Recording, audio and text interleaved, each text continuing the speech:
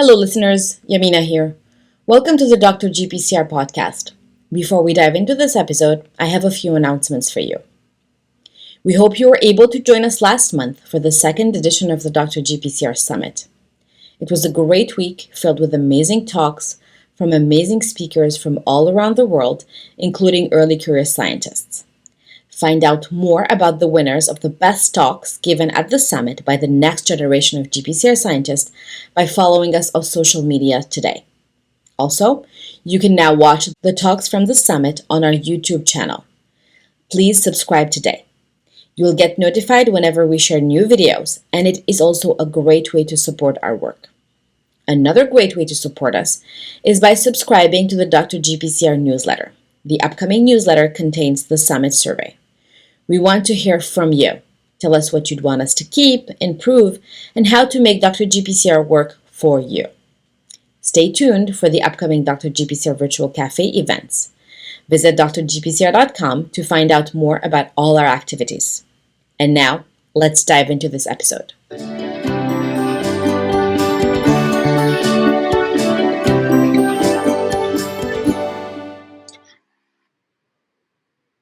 All right. Hello, everyone. This is Yamina for Dr. GPCR. Welcome to another recording, another episode of the Dr. GPCR podcast. Today, I am glad to have with me Dr. Timo De Groof.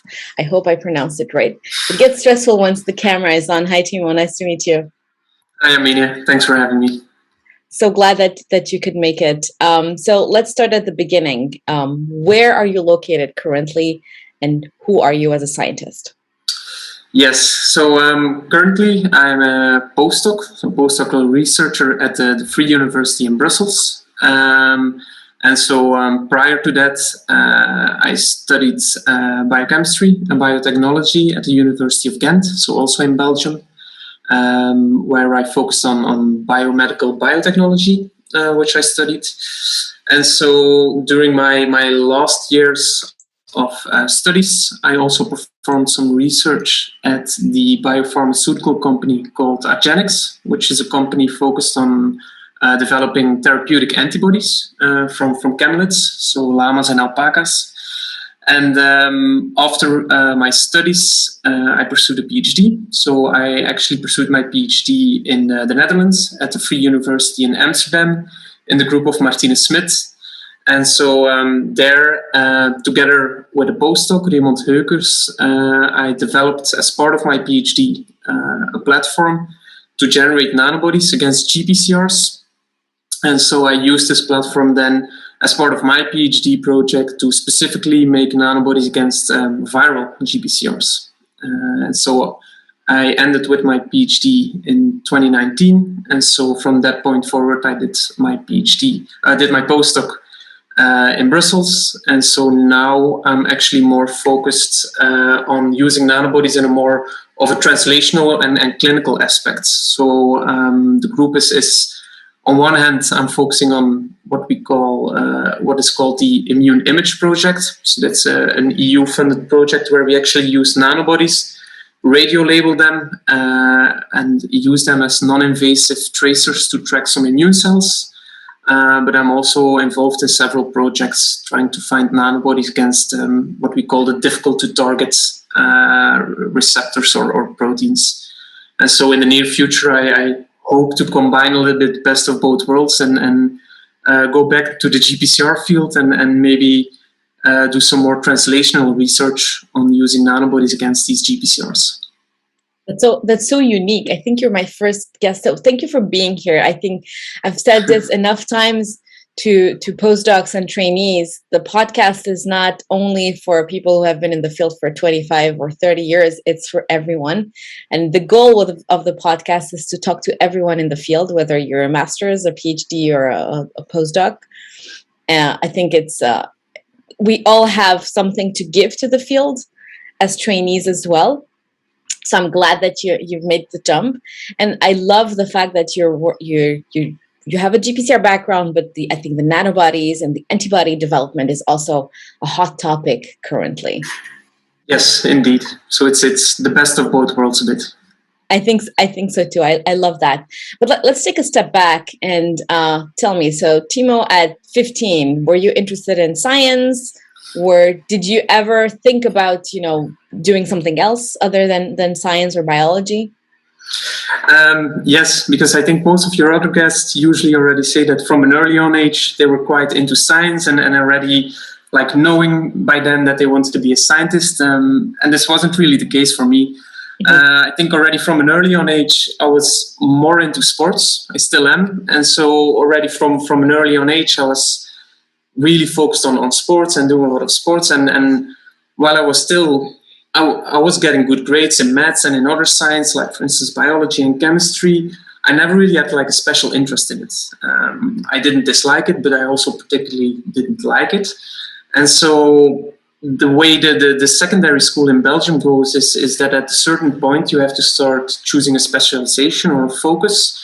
And so one of the options that you could choose in my secondary school was called sports and science. So for me, this was like perfect.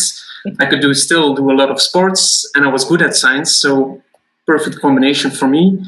So I chose that one, and it wasn't really until I think my 5th and 6th year of secondary school, so the final 2 years, that I was really getting into the biology part.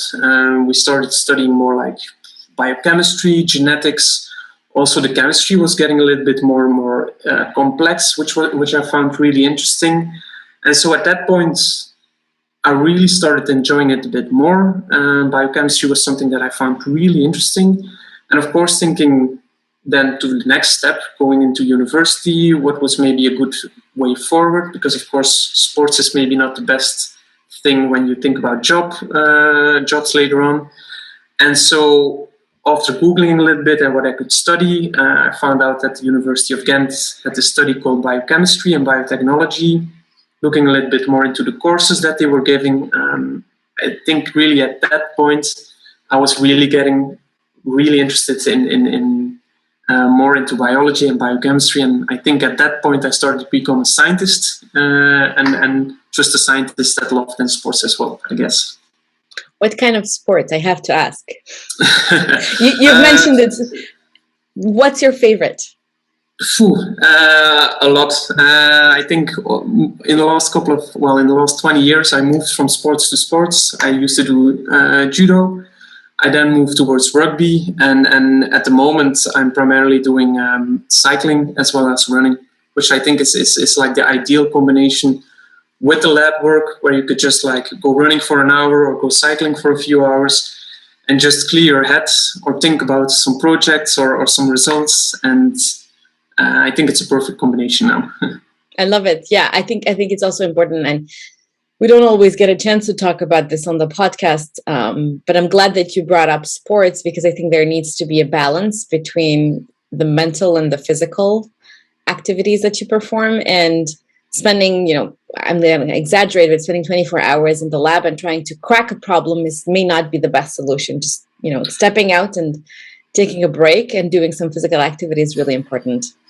Yes, I fully agree. Can you comment on how much sports have kind of shaped the way you approach scientific questions? Because I'm just wondering.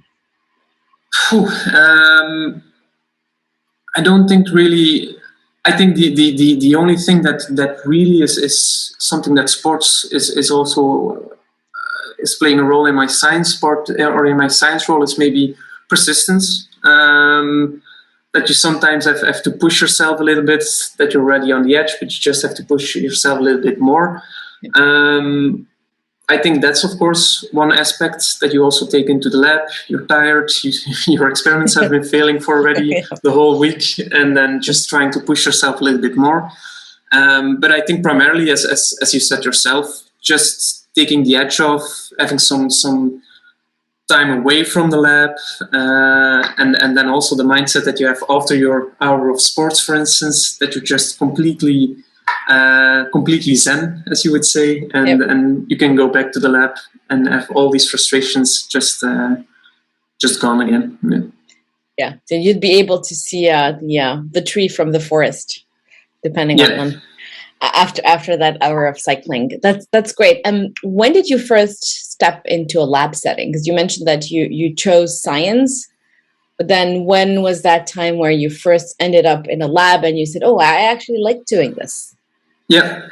So that was really I think a really a good advantage with studies that I had in Ghent, where already from the first year we were having multiple lab courses. So the way it worked there was actually you had 5 days, well, from Monday to Friday you had your courses, and actually in the morning you had your theoretical courses, and in the afternoon you had a lab. And so every afternoon we had a lab, depending on the day, different lab that you should do. That's where you should do some work. So already from an early on age in the university, we were getting that lab experience, and I think then at the end of the bachelor studies, you had this intern project where for a few weeks you could go and perform. Well, at that point there was big research, but in the end it's just performing a Western blot and some ELISAs. But that was then the big project, sort of say, that we had. And then, of course, moving forwards to the masters, you really had these intern projects of multiple months or a year, where you would just go to a lab and aid with or help a PhD student with their project. I love that. And I think it's interesting because my bachelor's and my master, well, actually my bachelor's mainly looked very similar to yours, where from the first year, we did have lab courses. We had biochemistry, we had chemistry labs, and sometimes the chemistry labs would last all day. So by the end of the day, after smelling all those chemicals, you were just done for the week. But that was really important, and especially I think the internship part is very important when you're training, because then you get a real taste to what you'd be doing on a regular basis 5 days a week. Yes, and I think it's especially for master's students, it gives you a little bit of an insight of what a PhD is, yeah. and that you can have like an informed decision that you can make whether you want to do this or not. Yeah, agreed. So when was the first time you heard about GPCRs? I have to ask. Yes, I think I remember that the first time that I heard about GPCRs was one of my courses in my master's studies, but I do remember that at the time I wasn't really triggered by GPCRs, because I remember the course was very focused on the signaling and on the mechanisms of GPCRs, and we didn't really get a grasp on the bigger picture. So I remember that at the end of this course, I still didn't fully understand that GPCRs were such an important drug targets. And the only thing I was thinking after the classes was, this is very complex materials. So I was just happy to study the course, get my grade afterwards, and just put it in the back of my head and didn't think about GPCRs anymore. But then the first time that I really got into GPCRs or really got to know a little bit more about GPCRs was when I applied for my PhD project. So as I said, during my final year, I did some research at Argen, at the company. And I remember one day that I was in the coffee break room, and that the CSO was also there. And he just asked me what I wanted to do after my studies. And so I said I was looking for a PhD project, but I still haven't found like a really good project what I was interested in. And so he told me that they were actually taking part, being part of a big EU project called OncoNet, which was focusing on studying CXCR4 and ACKR3 or CXCR7. And so that there were some interesting positions, including in Amsterdam. And so that I had to take a look at it. And so I had a look at it, applied for the job, and I actually applied for a job there focused on phosphorylation, looking at phosphorylation of CXCR4 and ACKR3. Of course, quite naive, if you think about it, because I didn't know anything about phosphorylation, didn't know anything about those two receptors, but for some reason, I got into the final round, and then during the final round, there were also two other candidates, and so Martine told me after the final round that I didn't make it, that they gave the position to someone else, but that she actually had another position for me, where I needed to find, which was focusing on finding nanobodies against viral GPCRs. So the project that I finally ended up on, and which of course made much more sense thinking about it afterwards. But this was the first time that I really got like into GPCRs. And I remember once I got the position, I was just thinking like, finding nanobodies against GPCRs, easy. I've been finding antibodies the whole year against different targets. But of course, that was still my naive look at GPCRs. And it's not that easy to find good molecules against these type of receptors. I love the fact that you still ended up in Martine's lab, but still you first got that punch in the gut when she must have told you, well, no, not for this position. And interesting, I find it interesting that you mentioned that when you first heard about GPCRs and the complexity of the signaling, you're like, okay, let's just get the grade, let's study this and move on. And still you were looking at a lab where you'd be studying the phosphorylation of CXCR4 and CXCR7. Which shows how naive I was back at the time. Yeah. But I think you need to be somehow, well, first of all, you become less naive with more experience. And let's just say that you learn confidence. You become more confident with time. You're not born with confidence as a human, but definitely not as a scientist. But I love the fact that sometimes young scientists, and I certainly was in there, I was also naive when I started out. And that's when you take on these complex projects. And if you're lucky, persistent, obviously, but if you're lucky, sometimes it leads to such beautiful data and you actually contribute nicely. So I think it takes a little bit of naiveness to get into these types of projects. Yes, I think so too. So how did it make you feel when you were told that you were not taken? I guess it was 2 sentences later when you were told, don't worry, we have a position for you. But that 30 seconds where you're told, well, you went through all these interview rounds and you didn't get it. How did you feel about that? Yeah, devastated, of course. It's especially with these types of projects, it's like, I remember it was like 3 or 4 different rounds of interviews that you had to go through. You had to I remember that we had to read papers and make like these presentations about it and doing these all these kind of things. So I really put your heart and soul in there. I remember, man, that there was just so much difficulty. Also traveling, because the interviews were also then in the Netherlands. So I always had to travel back and forth between Belgium and the Netherlands, which is luckily not such a big distance, but still you're doing it all the time. So of course, yeah, it was devastating to hear. But of course, then reading 2 sentences later, we have another position for you. Perfect. And the funny thing is, afterwards, when I discussed this with Martine as well, that she was saying that this was her plan all along, so that she already knew from the beginning, I want this person to work on the nanobodies because this is his strength. But of course, she couldn't just already reject me from the first round. So it was her plan all along. So of course, it's nice to hear this afterwards, that it's not, that there was a big plan afterwards. That's great. I think you went through an emotional elevator, down and then back up, back up there. So tell us a little bit about your favorite GPCR or your favorite targets against which you've developed nanobodies. Yes, it's a bit of a difficult one if I would really say favorite, but maybe the most interesting one, class of receptors which I find really interesting is the chemokine receptors in general. We know already a lot of what the chemokine receptors are doing in the immune system. I guess pretty much also, in every process in the immune system, there's at least one chemokine receptor involved. But what I find pretty interesting with the chemokine receptors is also maybe now the immuno-oncology field. I think that's something which is really booming at the moment.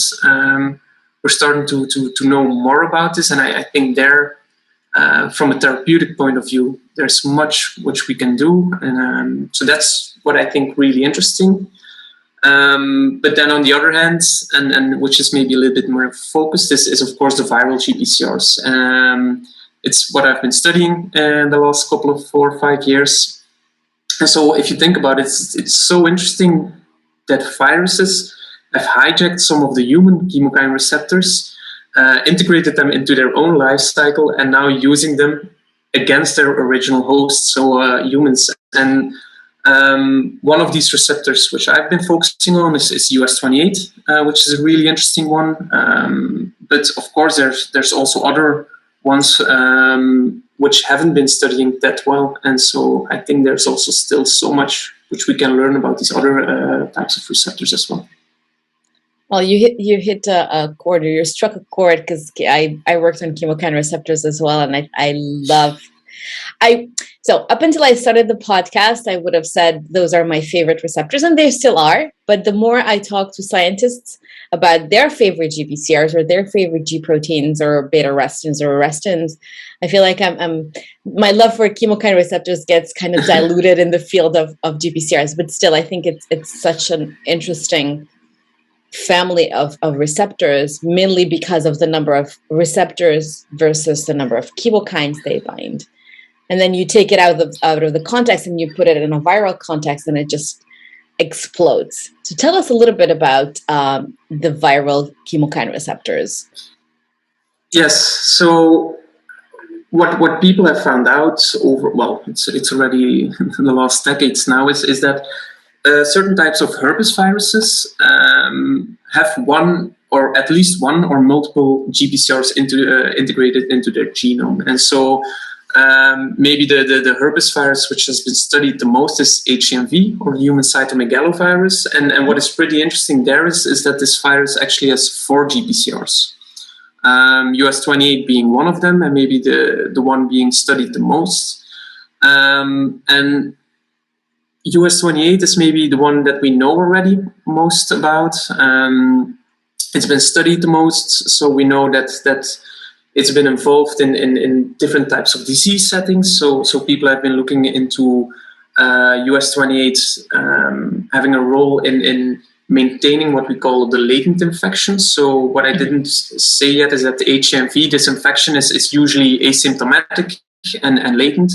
So up to 90% of the world population has this virus, but most of us doesn't feel anything because our immune system is working.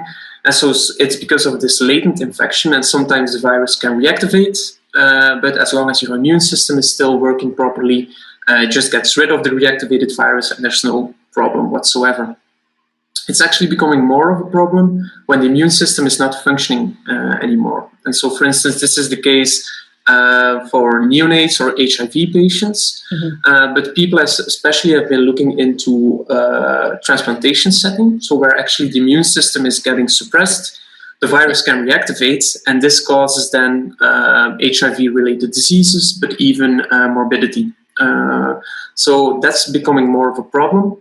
And so people have been looking in how to get rid of this latent infection prior to the transplantation. So just getting rid of the infected cells, and so then viral reactivation is less of a problem. And if the people get the virus afterwards again, that doesn't matter that much anymore. And then the other thing is cancer, of course, as well, where the immune system is also being dysregulated, and there the role of HMV is a little bit less clear. But people, in the field, it's now believed that the virus is what we call an oncomodulatory virus. So meaning it doesn't cause cancer, but can actually enhance cancer.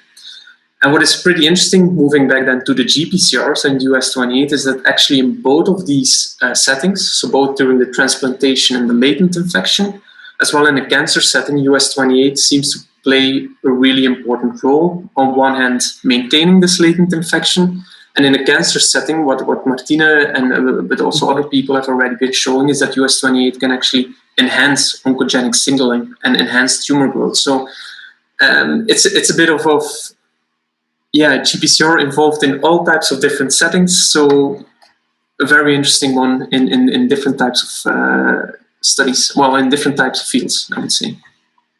I love it. It's so being sick obviously is not a good thing that we agree on. But when you look at the mechanism of action of the viruses and GPCRs expressed by viruses, I think it's the mechanistic part is, how smart is that? How cool is that to study and better understand? In the context of US 28, what what would be the best way to target these, both in the context of transplantation, but also in the context of cancer? It depends a bit on the different disease settings, I would say, because it depends also what you want to do, of course. I think for the transplantation setting, it's very interesting, or what people have been really studying or have been finding out is that US28 is a sort of gateway keeper, so that by inhibiting US28, you can actually reactivate the virus, and you can actually and by reactivating the virus, it gets recognized by the immune system, and you can get rid of these infected cells. Okay. So US28 there, the inhibition of US28 is really something, by inhibiting the US28 activation, that's something that is really interesting. Of course, in a cancer setting, when you think about it, even if it enhances the cancer growth, you still have, even if you would fully inhibit US28, cancer growth will still occur. But what is really interesting there is that US28 is specifically expressed in the cancer cells, but not the surrounding tissue. So to that end, and so this is something what we've also been studying, is that maybe US28 is just a really interesting target for targeted therapy, because you have less off-target effects in the healthy tissue where there's no US28. And so this is something what we've also been doing in, of course, using nanobodies, and then actually using the nanobodies towards US28 and then redirecting toxins or toxic groups to specifically kill these cancer cells that have US28. So I think in a cancer setting, US28 is maybe more interesting as a target, just to redirect everything or to redirect toxic groups against. And then in a transplantation setting, just inhibiting this activity, that US28 is really a key protein there. Yeah. I think it's very, very interesting. And then you can have, on the context of transplantation, you basically, quote unquote, only need to inhibit it. So you'd need to discover a binder that also inhibits the function of US28. And in the context of cancer, you might want to have an antibody coupled with a drug, or antibody coupled with something as a delivery mechanism. Yes, indeed. But of course, finding something that inhibits US28 function, it's maybe it's easier said than done, because if you think about it, what we know about US28, it's also what we call a chemokine sink. It binds to so many different chemokines, and it's also quite homologous to human chemokine receptors because of course, hijacking it from an evolutionary point of view. So finding, for instance, small molecules that specifically target US28 but doesn't bind to any of the other chemokine receptors is pretty difficult. And so there, having these nanobodies is maybe the way forward, or is maybe a better approach, because they're a little bit more selective than the small molecules. So what does the process look like? You have US28 and you want to develop a nanobody that, let's say, step one, binds specifically to US28. What do you do? First, we try to find some llamas and some alpacas. That's the first step, because of course the nanobodies, they're antibody fragments from the camelid-specific heavy chain only antibodies. So what we usually do, and this is a big problem, of course, in the GPCR field, because you want to have a good conformation of your receptor moving forward. The immunizations of these llamas, you need to have some good protein. So where this will be some cells or membrane extracts, or you got the VLPs with the GPCRs. There's multiple types of antigens that you could use. Also DNA immunizations, so that you actually just inject it in the llama and you do some sort of transfection on some cells within the llama. And then we get, after 6 weeks, for instance, we have a good immune response within these llamas against your receptor of interest, for instance, US28. And then we get the blood from these llamas containing all the B cells that have produced some antibodies against against your receptor. And then it's the typical phage display approach that you go by making a phage display library from the RNA originally from your B cells. You do your phage display pannings, trying to find nanobodies specifically binding to your receptor of interest. So, for instance, US28. and then it starts screening. So the big problem there, of course, is finding, for instance, again, having your GPCR in a good conformation. Usually you want to have, for instance, cells or VLPs where there's a really high expression of your receptor of interest, because this is, I think, the main problem in finding nanobodies or antibodies. And once you have that, it's quite clear-cut and an easy way forward. But it's having those good materials to really find them, which is a big problem. And once you have screened a couple of candidates, then you get, I guess, you purify your nanobodies and then you test them in functional assays, or? Yes. So what we did, for instance, with US28, after doing the screening, we get, let's maybe say 20 to 50 hits out of it, which are positive, which bind specifically to US28. We can have a look at the sequences of those nanobodies, see how different they are, and then the way it works with those nanobodies is based on their sequences. We can already group them in different, what we call families. And so you can group them back to different B cells, and most likely they bind to different epitopes if they're from different families. And then, of course, it's depending on what you want. You want to find high affinity binders. Of course, you go first do some screenings to determine the affinity. If you want to have them maybe a little bit, if you want to have inhibitors, you can do some functional screenings. But this is also quite interesting with the nanobodies as well. It's not if you have only one nanobody that you can do one thing, because then you can start doing all these fun things with it. So you can start maybe thinking of coupling two of the same nanobodies together, coupling different nanobodies together, and see if this maybe has an effect on the activity. And so, for instance, what we have been seeing with US28, but also with other chemokine receptors, just CXCR4 and CXCR7, is that actually making what we call then a bivalent nanobody, so coupling two of these nanobodies together, or making biparatopic, so two other nanobodies together, that this sometimes you can go from an antagonist to, for instance, an inverse agonist. So there's all kinds of things which are possible, and so it's a little bit of a puzzle trying to figure out what you want and which nanobodies you need. I find the projects very interesting, but when I think about all the complexity that's behind, and it's almost like playing the lottery with caution, because it all depends on producing the nanobodies. And then once you have that, you want to screen them. And then once you've screened them, you want to make sure that you can group them, you can sequence them.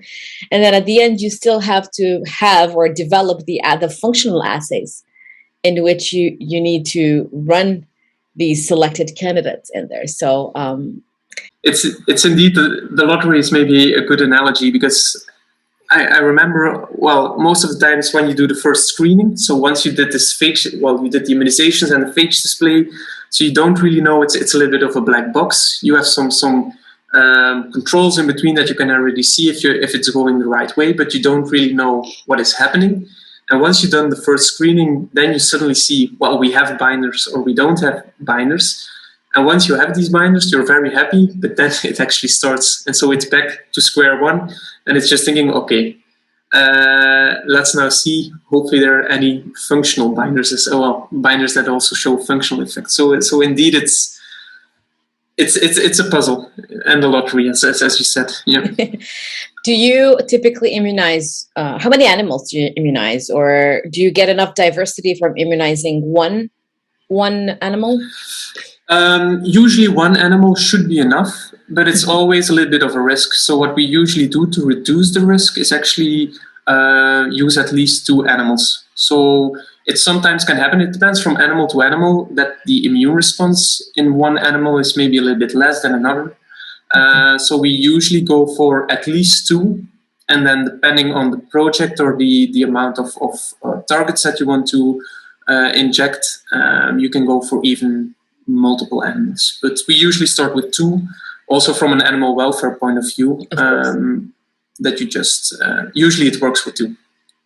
But it's still, I find it fascinating, you know, they're these big animals, these big llamas, and then use their you hijack their immune system. You kind of borrow their immune system to find nanobodies. My next question was, or is, what do you do now? I know you mentioned that you're doing your postdoc. It's been 2 years now. You're still working with antibodies, nanobodies, but how do you use the acquired knowledge during your PhD in your postdoc, or how do you use that? Yes. So of course, the everything that I learned with the nanobodies, so generating the nanobodies, I think that's like the primary knowledge that I now use as well, because I'm now looking into finding nanobodies against different types of immune cells. So there's no GPCRs there at the moment. There could be chemokine receptors. You say immune cells. Yes. But we can always go back to the GPCRs. So that's also, and it's also nice to now have different targets to learn a little bit more about this. And then what I'm hoping now is to backtrack to the GPCRs and learn and use the immune or the immunology that I'm now learning also back to the GPCR field as well. But also next to that project, I'm also involved in finding nanobodies against the more difficult to target proteins. So GPCRs is only one example, but you also have transporters, or every transmembrane or the multi-spanning transmembrane proteins are very difficult. And so also there, the knowledge that I gained in finding nanobodies against GPCRs are also applicable to this. So for these very complex proteins, so that's something also where I can just, everything that I learned with the GPCRs, I can also just apply to that one as well. So in that kind of way, I can also use my my PhD knowledge now in this setting. And as I said, I hope in the near future to combine best of both worlds and get back fully in the GPCR field. Before we get to my next question, my automatic next question would be, how do you plan on getting back to the GPCR field and in what context? But hold your thought there, because I have a more scientific question before that. So we were just talking about the fact that, you need to immunize the animals, and then it's kind of playing the lottery. What do you think are the challenges that we should be addressing in order to facilitate, getting better or better nanobodies, or getting nanobodies specific to GPCRs faster? Good question. It can be technical. Yes. So what I think on one hand, so that's something what within the EU as well is really being pushing forward a little bit more is go to animal-free immunizations. Mm-hmm. So of course that's a little bit of a difficult one. At the moment, the in vitro immunization, so people have been investigating, for instance, in vitro immunizations, trying to get some peripheral blood lymphocytes from llamas and doing it in vitro in a dish, trying to do immunizations there. This is still not up to point. It's still not where it should be, but I think maybe that one, if that could improve, would be something very interesting. I also know that other people have been looking into the synthetic banks I've been using. Like, for instance, I know the lab of Andrew Kruse has been really making these synthetic nanobody libraries, which is something which is also really interesting moving forward in finding more easily nanobodies against GPCRs or difficult to target proteins. And next to this, if we still want to go with these immunizations, because from an immunological point of view, it makes the most sense to find high affinity and good nanobodies, of course. The immune system, evolutionary speaking, has been optimized in such a way to just find the best nanobodies. But to find then good nanobodies against GPCRs, I think the materials which should be available. So what people have been doing in purifying, for instance, the GPCRs for crystallization, that's, I think, can also be applied to use these materials for immunizations. I think it's still quite expensive and a quite difficult method to purify the GPCRs, but if that would be possible on a bigger scale, that this also for generating nanobodies would be a huge help. Yeah. I agree. I love I love the idea of using the methods to purify GPCRs to do cryo-EM, for example, and using the same reconstituted, hopefully native, not too modified GPCRs, and then to immunize, because epitopes are important. And you mentioned that, for example, US28 binds all sorts of chemokines and resembles wild-type native human chemokines. And if you want to be specific, you really want to target the conformation, and specifically US28. All right, so let's hop back to my other question. How do you plan on quote unquote coming back to the GPCR field? That's it's still something that I need to figure out, which is maybe the most interesting way forward. But I think on what makes the most sense and which I find the most interesting thing is of course on one end the viral GPCRs. There's still so much. The other GPCRs we don't know much about. They also have some interesting roles there in the viral life cycle. So that's one thing which I find really interesting. And then, as I said as well, the chemokine receptors and their role in immuno-oncology.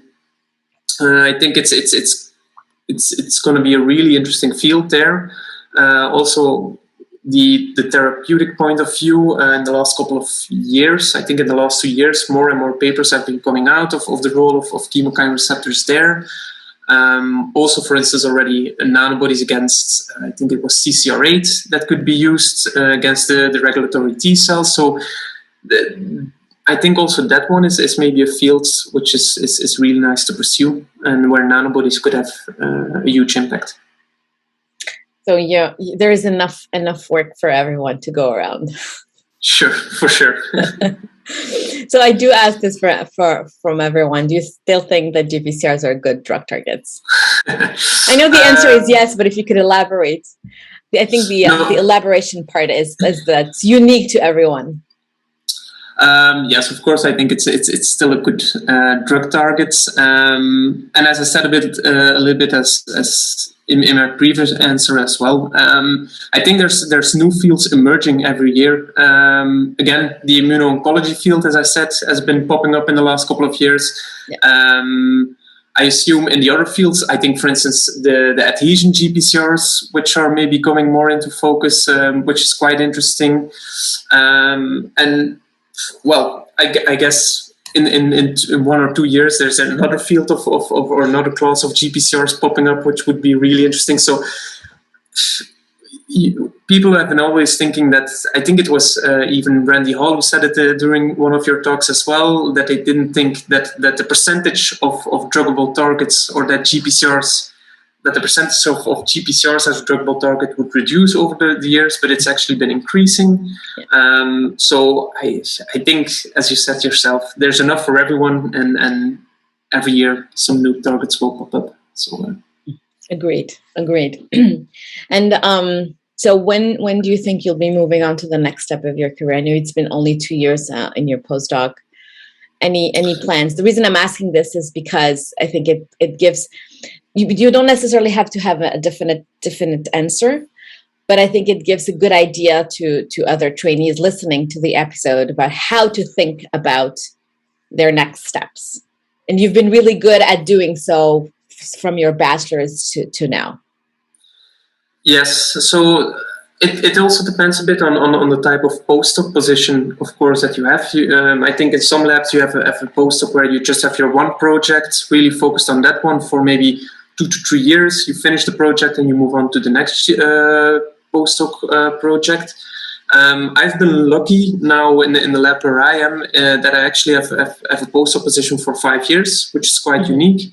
And that I'm not only involved in one project, but that I'm being involved in multiple types of projects. So for me, it's already been a good experience of supervising multiple PhD students in their different projects, being involved in all these different projects, also with different labs within the university. So that's nice from maybe more of a PI point of view as a good training moving forward. So on my contract now, I still have 3 years left, but I'm planning, or I'm hoping to actually start getting my own grants in the upcoming 2 to 3 years as well to really start moving forwards in my own field a little bit more within the group. Yeah. I love it. I love the fact that you mentioned, training other PhDs and supervising and also being involved in different collaborations, because actually no matter what you do after your postdoc, those skills are going to be so needed. Independently of whatever happens, you'll be able to show that you can communicate, you can work well with others, and you can supervise others, and you can teach as well. I think those are really key components. So the next segment is typically the segment that I go into, and I want to ask you this. So what would be your advice for scientists who are, or for young scientists who are in doing their master's or PhD programs, and they're thinking about the future? What would be the next things that they should be thinking about? I think for PhDs, the advice that I could give is during your PhD to try to learn as much techniques as possible and try to get to know as much of different types of fields, because your PhD, especially your first 2 years, it's a little bit of a playground. You can try as much as you want. If it doesn't work, it doesn't work. And after 2 years, most of the time, you start seeing what kind of results you have, and let's make a nice publication out of it, or let's make a good project around this. So what I did as well during my PhD is trying to learn as much of different types of techniques. Like, for instance, you got the nanobody part, of course, but I didn't know much about fluorescence microscopy, mass spectrometry, all these kind of things that you can do.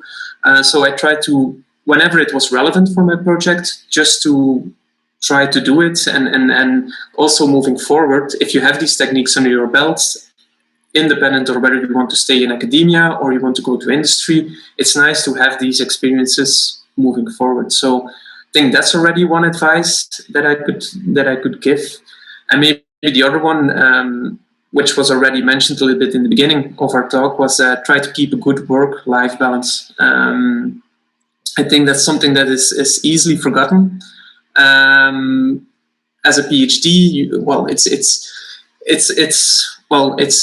it were 4 hard years of working for me. I think for everyone, you work more than you should, or what would maybe be allowed. But in the end, you do it. But what I did during my PhD and what I'm still doing now is, from Monday to Friday, I work as hard as I have to, even if it's long days in the lab trying to finish off an experiment. But I try to keep my weekends completely shut off from work. So if I don't need to do anything for work, I don't pick up my computer, and just keep those 2 days for yourself, trying to refocus, get your focus back, and then on Monday you can start over again. Because what I noticed as well with myself, when I was working in the weekend, or when other people were working in the weekend, you just get overstressed, and in the end it's even negative, and the amount of work that you do in the weekend, just because you're so tired, most of the times it fails. So on Monday you have to redo it anyway. So it doesn't work out the way you want it to work out in the end. I love that. That's very valuable advice. And I did that too. So, and now I don't work on weekends. I didn't work in the lab on weekends because it happened to me, I was like, oh, I just need to do it one more time. And I spent the weekend working on it, and it never, ever, ever worked. I have never done an experiment over the weekend that was beautiful or that worked the way I wanted it to. The only thing I used to do during the weekend is, come in on Sunday to split cells, or, start a bacterial culture, something that takes you in and out of the lab in less than 30 minutes. Yeah, and saves you a day, but do not work over the weekend. And I love this because, yes, you need your brain, your body, your head, your life needs that break from the lab. Yes, I fully agree. I love that. So let's get back to the last question, and I asked this from everyone. During your trajectory as a scientist, what would be the top 3 or, top 1, 2, or 3 aha moments that, you worked in the lab, you discovered something, or you read a paper and you're like, oh, now I understand something better? Yeah, I find this a little bit of a difficult question as well. I think one really on a scientific level, the aha moment was when I figured out how phage display and the antibody, the immunizations with llamas and the phage display and how this whole process worked when I was a master student. And then you go from step one, where you just have your protein and it's just getting shipped off. And maybe if you're lucky, you see the llama where it's getting injected in. Until then, a few months later, when you finally have an antibody or a nanobody in your hands that you know is specifically binding to these targets, and just the complexity, but also the simplicity, on the other hand, of this whole process. This was something where, as a master student, that I was really thinking, this is really good science. And well, in the end, the people who invented the phage display have recently gotten the Nobel Prize as well. So it shows that it's really like this very clever piece of science. But I think most of the aha moments as a scientist, or what I personally find is that the most of the aha moments that I have, or maybe not on a scientific level, but more on a social level within the lab. So for instance, what I mean with this is that, for instance, in early on in my PhD, I already got then maybe the aha or the realization moment is that lab atmosphere within your lab is everything. And I think that's maybe a more important aha moment than any scientific aha moment, where you just figure out that all of you are there working as hard as you can. So just taking your time with this bunch of people to go out for dinner, to go to a party or doing an activity together, that this is maybe the most important thing, because this will create then a group of people that will just help each other, even without asking. And this is then maybe on a completely other aspect, but this is maybe more of an aha moment that I had from early on. I love it. I think it's very important, and you make a very important point to mentioning the atmosphere in the lab and the collaboration that happens in the lab. And I think if we can go back to the advice part to PhD students or to master students, when you pick a lab, make sure that you feel at home. Yes, yeah, I think that's maybe the most important thing. And to that end, you can also say that maybe you can also say that for instance, that the realization that your PI is also just another person, and so that talking to your PI is maybe also a great piece of advice that you can give. Talk to them not only on a scientific level but also on a social level about things. Be honest about what you want maybe later on, because these are the people that can help you. And that's also maybe an important advice. Yeah. I think so too. I think everything that you said is really valuable, and I hope that those trainees listening will take your advice. It's important to pick the right lab. It's important to form good relationships with your lab mates, with your PI as well. When you think about it, you spend so much time Monday to Friday in the lab that you spend more time with those people than with your own family. Yeah, indeed. And they become your family at the end of the day. And how fun is it to do great work, to work hard, but to also to have some fun in the environment that you're in. And, to be in a relaxed environment when, if you have trouble, if you have questions, if you need help, that comes to you, and you get also to offer your help to other people. Yeah, indeed. And I think I was quite lucky with the lab, with Martine when I was there, that we had this great atmosphere. Also the personal bond that I had with Martine was great. And so, for instance, it just shows that I think quite recently, a few weeks ago, one of our papers just got accepted from my work still there. And so we actually celebrated back in Amsterdam. So I just hopped into my car. We said, let's celebrate on Friday. And I just went back to Amsterdam to celebrate this paper with those people. So it's really it's good to have these good environments in a lab atmosphere. Yeah. Agreed. And then you make another very important point: celebrating successes. Yes. And I think everyone who's ever worked in a lab understands that 90% of the experiments that we do fail. There's a lot of failing, a lot of work that goes into it. And I think we're kind of all addicts to that, dopamine rush when something finally works. And I think it's important to celebrate those moments with the people who contributed, with the people who you spent most of the time with. And every small little celebration allows you to get enough energy to take you to the next celebration, but through that desert of experiments aren't working, or I'm not getting the right data, or something is wrong with, I don't know, the cells. And I think that's a very important point that you make. Yes. Super. All right. Thank you so much, Timo, for your time. I really enjoyed talking to you. I hope that listeners also will enjoy listening to the podcast. But you gave an amazing set of advice, and I love the work that you do. So we wish you all the best, and thanks so much again for coming. Thank you, Amina. Thanks. Bye-bye. Thank you for listening to the Dr. GPCR podcast. I'd like to thank our guest, as well as our team members, Attila Forrest, Shivani Sajdev, Ines Pinheiro, and Alexa Duran. We look forward to seeing you live at the next Dr. GPCR Virtual Cafe. Visit drgpcr.com/virtual-cafe for more information. Also, please subscribe to the Dr. GPCR newsletter today. You can also find us on YouTube, and if you like our podcast, leave us a 5-star review on Apple Podcasts. You can also leave us a testimonial at drgpcr.com/testimonials. Another great way to support us is to share your favorite Dr. GPCR program with your network and colleagues. Also, email us with any questions and suggestions at hello@drgpcr.com. Until next time, stay safe.